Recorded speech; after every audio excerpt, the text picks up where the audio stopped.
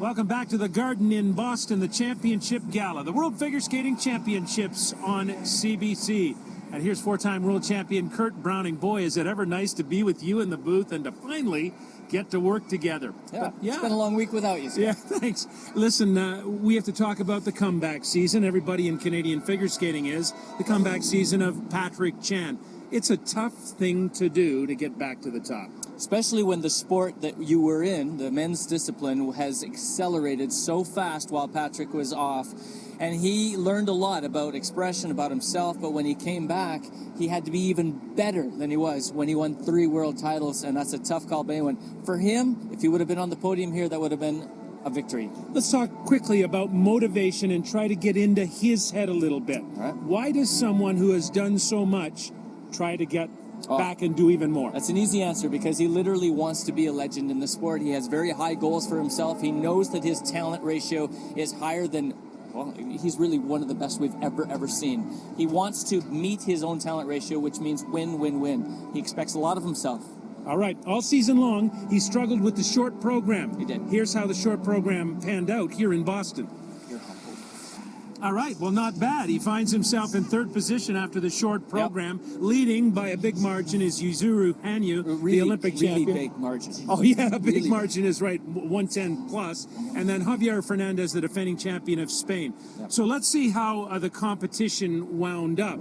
It was Hanyu that was the first to go. What did you make of his skate?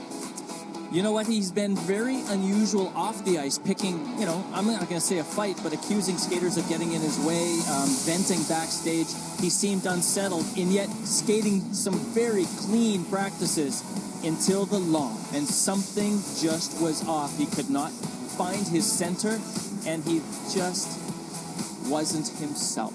I know it's cliche to say, but he opened the door for other competitors to get close to him, and you knew that a champion who wanted to defend the title was going to be able to take advantage of that. Javier Fernandez was quite simply spectacular.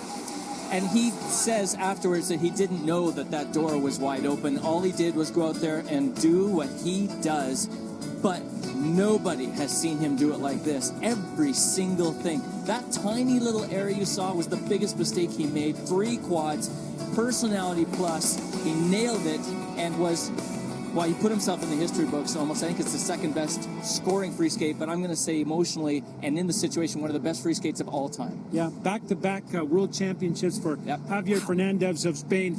The last man to go in the competition was Patrick Chan. Yep. He did have a chance, but he couldn't make it materialize. He had a long wait, and then he had a bad relationship with the ice. You get it into your head as a skater that there's something wrong with the ice, and it haunts you. He hit the boards because he didn't do a combination on his first jump. He had to change his program around, and I think that's why his pattern was off. It just wasn't there.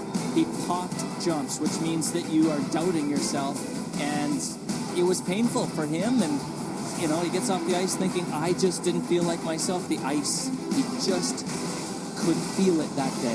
Final results in the men's competition. Javier Fernandez of Spain wins his 2nd back-to-back World Championship. Yuzuru Hanyu of Japan takes the silver medal. It's Boyang Jin of China for the bronze. Patrick Chan in 5th.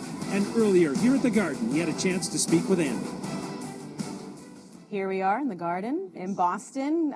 Many memorable hockey games have been played here, and you are a huge hockey fan. Yeah.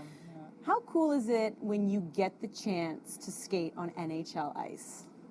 It's very special. Of course, especially here at the Garden, it's where the Bruins play, and the Bruins are probably one of the best teams in the league and a dynasty and so much history in this team. So when you get a chance to skate in a rink with 3-tier level of seating, it's special. And especially yesterday in the long program, I felt like I had a moment where I stepped on the ice for the 6-minute warm-up and looked up at the full range of people that were here, and it's a once-in-a-lifetime experience that you really feel like you're in a special moment in your life.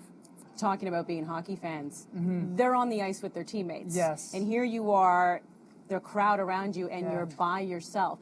But I have noticed in a lot of your answers now with the media, there does seem to be a lot of self-reflection. Yeah. You talk about how, well, I need to do this for me. I'm my biggest competitor. So how do you stay within your own head now, this time around, coming back? Yeah. That maybe you didn't do before. Yeah. And funny enough, you bring that up because I remember at the Olympics in Sochi, Jonathan Taves came up to me and he was like, I have so much respect. You know, this is Jonathan Taves who's coming up to me and saying that he has so much respect for us figure skaters because it's all on us. We have complete responsibility of our actions. And that leads me into realizing that the only way I can be successful at performing by myself is by self-reflection and understanding why I'm truly doing this and really honestly blocking out everything around me. And that's the hardest part. It's right in front of you. All these people, the judges are sitting at ice level looking at you. It's hard to not think about them. And that's the challenge. That's the skill of, and that's what we call, I think, the mental part of competing is being able to shut out everything that's going on around you. I know everyone is going to be looking forward to next season and what you can bring there. Thank you. So thanks so much for taking the time and good luck. My pleasure.